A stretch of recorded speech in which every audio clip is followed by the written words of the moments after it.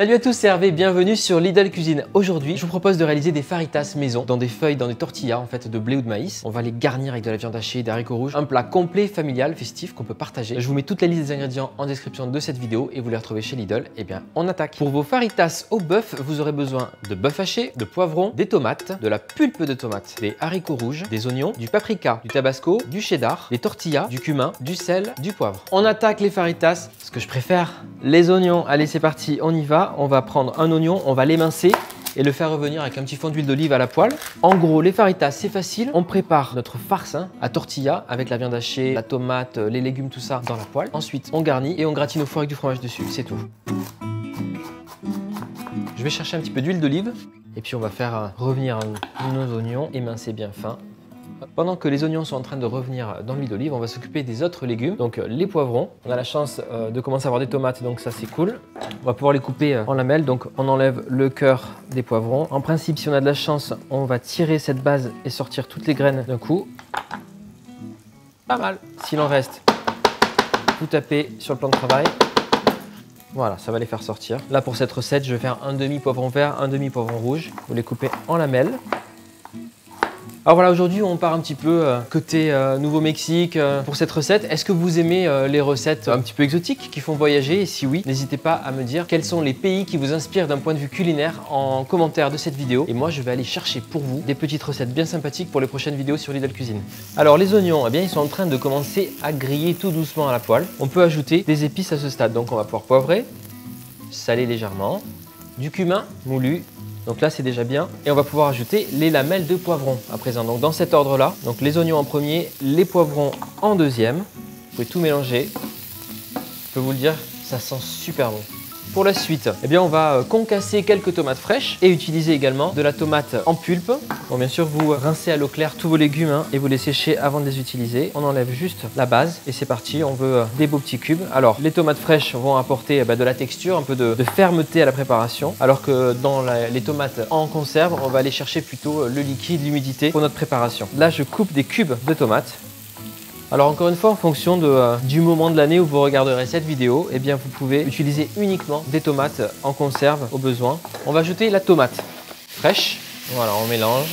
Ça va commencer à rendre du jus. Et puis ce que je vais faire, je vais libérer une partie de la poêle pendant que mes légumes cuisent, remettre un petit splash d'huile d'olive et venir émietter ma viande hachée. On va commencer à la cuire. Donc prenez de la viande hachée de bœuf, 15% c'est très bien. Je viens l'émietter ici pour qu'elle commence à cuire. Alors moi ce que je fais, c'est que ma viande de bœuf, je vais également l'assaisonner avec du poivre, un peu de sel, le cumin et on peut lui mettre également du tabasco dessus, tabasco un peu partout en fait. Et vous n'hésitez pas avec une spatule ou une cuillère à venir casser la viande de bœuf. Alors là je suis parti de viande de bœuf hachée, mais vous pouvez partir de steak haché également.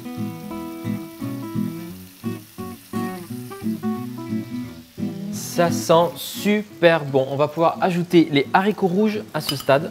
Et également un peu de tomate concassée pour apporter, comme je vous disais, du liquide, du jus. Je mélange l'ensemble, tout mélangé à ce stade, avec les légumes, le bœuf, les haricots rouges. Superbe. C'est joli, c'est coloré, il y a un beau mélange de saveurs. On va mettre ça sur feu moyen et on va laisser cuire une dizaine de minutes. Ça va nous laisser le temps de râper notre cheddar pour la suite de nos fajitas. Surveillez bien pendant la cuisson, si jamais ça se dessèche de trop, vous ajoutez soit un petit peu de pulpe de tomate, soit un peu d'eau pour qu'il y ait toujours un peu de vapeur qui sorte du plat.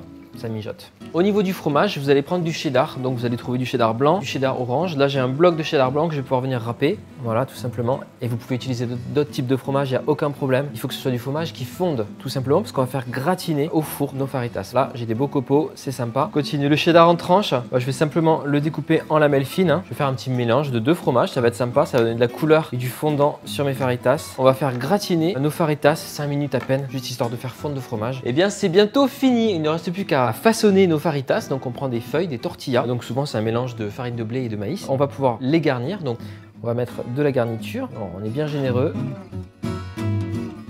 Alors vous garnissez votre tortilla, votre feuille de blé et de maïs. Bon, ma petite astuce c'est que j'aime bien mettre aussi du cheddar à l'intérieur. On replie et on dispose dans un plat à gratin. Voilà, on va pouvoir en faire 3, comme ça elles vont se tenir les unes aux autres. Pour l'instant, je mets mon couteau pour la tenir et je continue à garnir la seconde. Un peu de cheddar, râpé dessus, on replie. Voilà, il ne me reste plus qu'à disposer la troisième.